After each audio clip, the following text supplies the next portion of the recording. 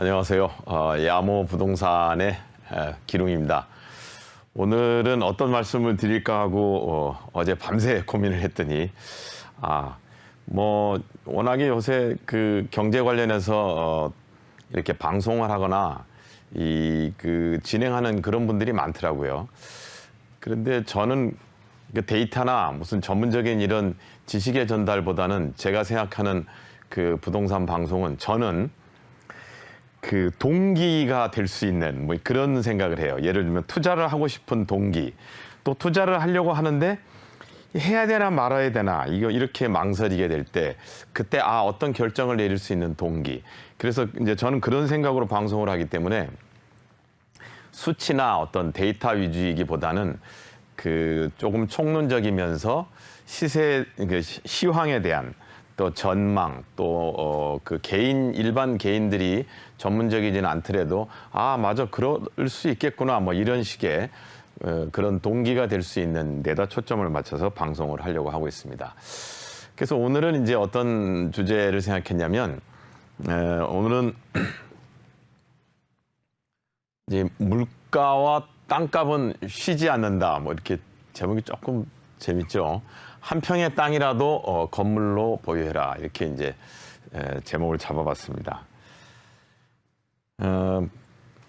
많은 사람들이 부동산을 투자하려고 하면 일단 제일 걱정되는 게 이제 돈을 걱정하고 돈이 있어야 부동산을 투자하니까 그리고 이거를 투자해가지고 이게 어떻게 될까 이런 이제 염려를 하게 되죠.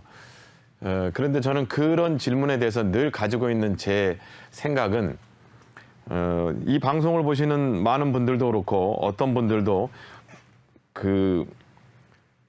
우리가 해방 이후부터 아니면 또 한국 정부가 제대로 들어서고 지금까지 수없이 많은 여러 질곡의 세월이 있기도 하고 경제 개발도 있었지만 물가가 오르지 않았다고 생각하시는 분은 아마 없을 거예요. 그러니까 다들 물가는 얼마가 오르든지 간에 매해 오른다 이렇게 생각을 하시잖아요. 그런데 부동산에 대해서는 이제 조금 다른 생각을 하시는 그런 때가 있죠. 예를 들어서 아파트가 계속 올라가고 있습니다. 그러면 아파트가 이게 계속 오를까 이렇게 생각을 하죠. 그리고 부동산이 이렇게 계속 올라갈 것인가 이렇게 생각을 하게 되는데 거기에는 두 가지로 생각을 말씀드리면 아파트는 계속 올라가지 않을 수 있습니다. 그동안에 본 적이 있잖아요. 계속 올라가지 않은 적이. 그 이유는 아파트는 대단지, 많은 사람들, 많은 사람들이 사는 공동주택이기 때문에 그렇다고 할 수 있습니다. 왜냐하면 많은 사람들이 사는 공동주택을 지으려고 하면 큰 땅이 있어야 되고 큰 땅을 만들어내려면 조그만 땅을 다 섞어서 털어서 아파트를 재건축을 하든 재개발을 하든 이걸 털어서 부지를 마련하고 거기다 지어야 되잖아요. 그러니까 이 일련의 과정, 땅을 만드는 과정에 시간이 필요하게 됩니다. 따라서 무슨 얘기냐면 공급이 매년 일정하게 일어나기가 어려운 거죠. 빌라가 사면 떨어지는데 아파트는 올라가는 이유가 이 공급의 부분입니다. 빌라는 내가 새 집을 가지고 들어갔는데 1년도 안 돼갖고 옆에 또 새 집이 들어와요. 그러면 얘는 헝거되는 거죠. 이렇게 아파트의 경우는 공급하는 데 걸리는 시간이 있어요. 그래서 그 시간 동안에 전체적인 아파트 공급 물량, 또 강남이라든지 지역적으로 사람들의 수요가 높은 지역에 공급 물량이 걸리는 시간이 있을 거 아니에요? 그러면 그 사이에는 아파트는 당연히 공급이 떨어지니까 아이들은 매년 태어나잖아요? 공급이 떨어지니까 아파트는 가격이 쓰겠죠. 최근에 계속 그럼 올라가는 건 뭐냐? 이렇게 물어보실 수도 있는데 제가 본론에 들어가기 전에 이렇게 이제 얘기를 하고 있습니다. 최근에 계속 올라가는 이유는 뭐냐? 이 부분에 대해서는 여러분들께서 온라인이나 유튜브나 경제 전문가들이 내놓는 그 설명을 좀 유심히 들여다보시면 두 가지로 요약이 됩니다. 두 가지로. 통화의 많은 공급, 양적 완화라는 전문 용어를 쓰는데 돈이 많이 풀려 있어요. 이 많은 돈이 풀려 있는데 금리도 저금리잖아요. 그러니까 이 많은 돈이 갈 곳을 찾지를 못하고 대부분 수시로 입출금이 가능한 은행의 75%가 차지하고 있다고 합니다. 저도 물론 전문가의 얘기를 들은 겁니다. 그래서 그 돈들이 꿈틀꿈틀 대다가 요때다 싶으면, 요 물건이다 싶으면 마구 쏠리는 거죠. 그래서 이 쏠리면 이것이 발화점이나 뭐 아무튼 뇌관 역할을 해서 다른 아파트나 다른 지역에 영향을 주고 이렇게 한다는 이제 분석들을 또 내놓고 있고, 저도 그런 생각을 하고 있습니다. 지금 이제 다시 이제 건물 시장으로 제가 들어가서 얘기를 하겠습니다. 건물 시장은 이렇게 가만히 보시면 건물은 가령 몇 채가 이제 이렇게 있다고 하면 이 건물을 사려고 하는 사람들의 숫자는 이거보다 훨씬 더 많습니다. 제 느낌을 얘기하면 현재의 건물 시장은 팔려고 하는 사람이 20%예요. 살려고 하는 사람이 80%입니다. 그러니까 8대 2 정도 되죠. 그러니까 건물을 사러 들어가는 사람들이 나는 돈을 어렵게 마련해서 가지고 들어간다고 하지만 시중에 그만큼 돈이 많이 있기 때문에 사실은 8사람 중에 1사람인 거고 물건은 2개 중에 1개를 보게 되는 셈인 겁니다. 이 얘기를 드리는 거는 이렇게 많은 돈이 있다는 얘기를 이제 덧붙여서 더 드리는 거고요.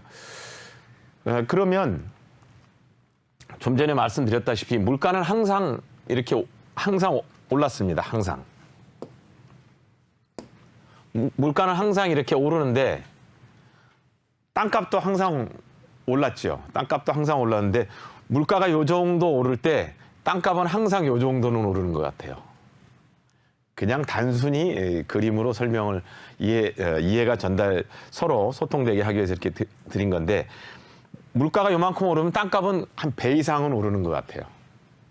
부동산 가격도 이제 그렇게 느껴집니다. 그러니까 늘 물가나 이 땅값은 쉰 적이 없어요. 안 놀아요. 항상 올라갑니다. 그러면 건물은 어떨까요? 아파트는 좀 전에 쉬는 타임이 있다고 말씀드렸는데 이유는 공급을 하는 동안에 필요한 그 시간 때문에 결국 아파트는 쉬는 타임이 있다. 이렇게 단순한 논리지만 충분히 이해되는 얘기라고 생각합니다. 그런데 이 땅값은 계속 오르지 않습니까? 땅값은 계속 오르는데 그러면 상업용 제가 건물을 저는 이제 얘기를 드리는 건데 상업용 건물, 상가 건물, 상가는 어떻게 될까요? 상가는 지어져 있어요. 이렇게 지어져 있습니다. 근데 이거는 추가 공급을 새로 재건축을 해서 할 수도 있죠.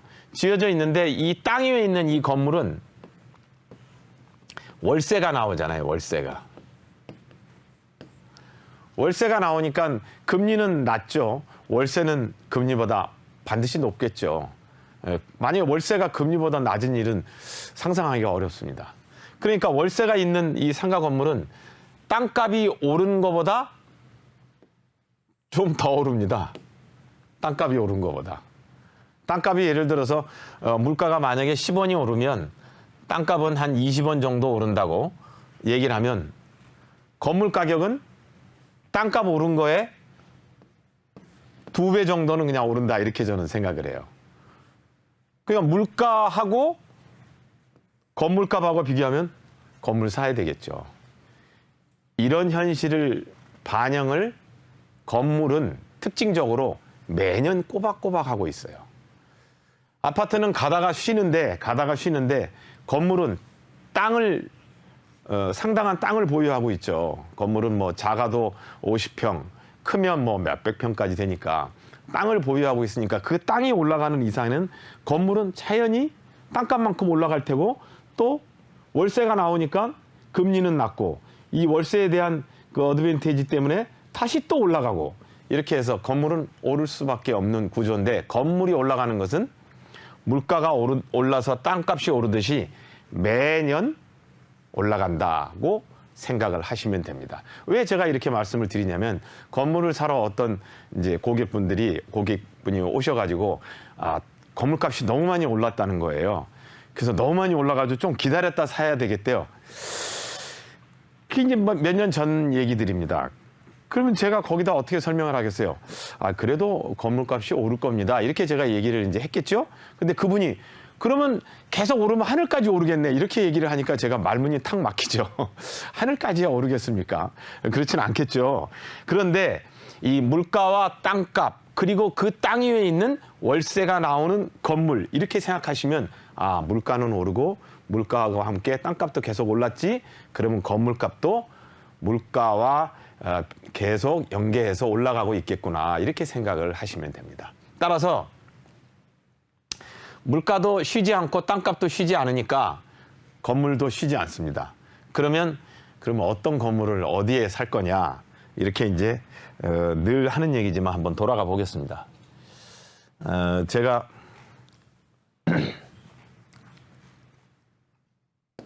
지도 하나를 열어보겠습니다. 이제 빨간 점들은 이제 제가 설명하고자 하는 그거하고는 상관이 없습니다. 상관이 없는데,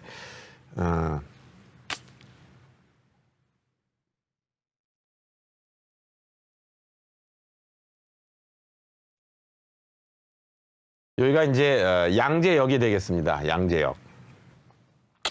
양재역이 되겠고, 양재역, 매봉역, 도곡역 이렇게 됩니다.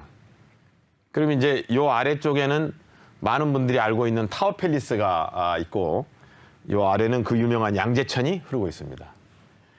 이제 제가 여기를 끄집어낸 거는 제가 어저께 이제 우연한 기회에 여주, 양평, 또 용문산 이렇게 이제 손님과 함께 돌아볼 일이 있어서 돌아봤는데, 이제 뭐 이렇게 식사를 하고 이러는 중에 그 손님도 이제 부동산을 하는 분인데, 그 양재동에 가면 여기 양재 전화국 사거리라는 곳이 있습니다.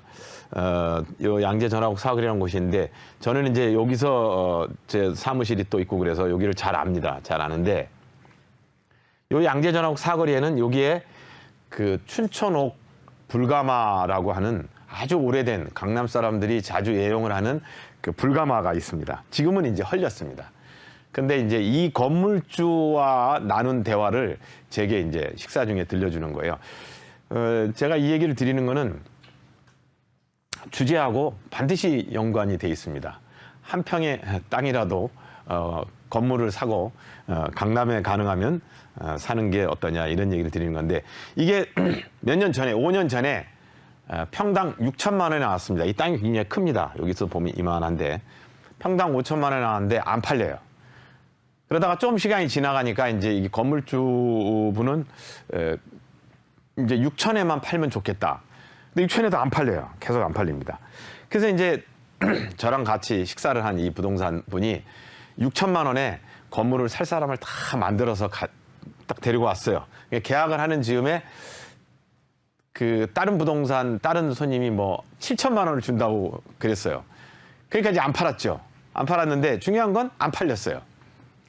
그러니까 결국 팔 기회를 놓쳤죠. 팔 기회를 놓쳤는데 현재 3, 4년이 더 지났죠. 현재는 지금 요 땅값이 1억만 줘도 누가 살지 몰라요. 누가 살지 몰라. 근데 조금 이 건물주 되시는 분은 그렇게 이 재테크, 부동산 테크에 별 관심이 없는 사람이에요. 흔히 그냥 재산을 뭐 이렇게 가지고 있어서 그냥 편하게 사는 이런 분이에요.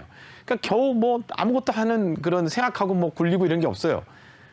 제가 얘기 드리고자 하는 거는 땅값은 좀 전에 계속 올라간다고 했잖아요. 결국에 이 땅값이 올라서 이분은 상상할 수 없는 부를 가지게 된 거죠. 끝에 이제 마무리 말씀을 드리면, 한 평의 땅이라도 건물과 같이 소유하시는 게 작금의 시대에 맞는 부동산 투자가 될 것 같습니다. 오늘 이렇게 마무리를 했는데 도움과 그 선택에 어떤 기회가 될 수 있기를 바라면서 다음 한 주 뵐 때까지 평안하시길 바라겠습니다. 양호부동산의 기룡이었습니다.